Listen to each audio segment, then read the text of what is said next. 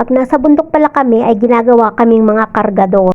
At dahil yung mga kasama ko ay mahirap umintindi kaya ako lagi ang inuutusan.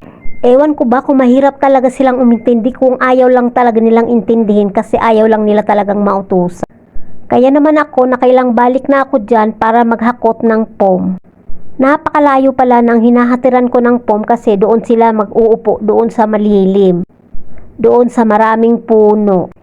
Kaya naman ako ang ginawa nilang kargador kasi ako ang nakakaintindi at ako ang maagang nagigising. Mainit na dyan pero ako'y pagod na talaga. Katatapos ko lang maglinis dyan sa sala at ako naman ay tinawag.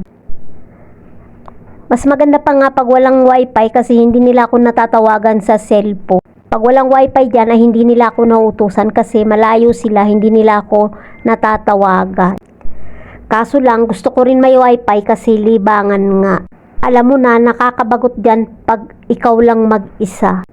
Napakarami ko palang pinagsisilbihan dyan, biruin mo 7 silang magkakapatid at may kanya-kanya pang mga asawa. Minsan ay kasama pa kanilang mga anak, sa isang pamilya may 3 anak, 4 na anak at marami pang anak. Yan pala yung babae na tumutulong sa akin yan ay galing niya sa CR at napakatagal. Ewan ko ba kung sadyang tinagalan lang talaga niya o talagang mabagal lang siya.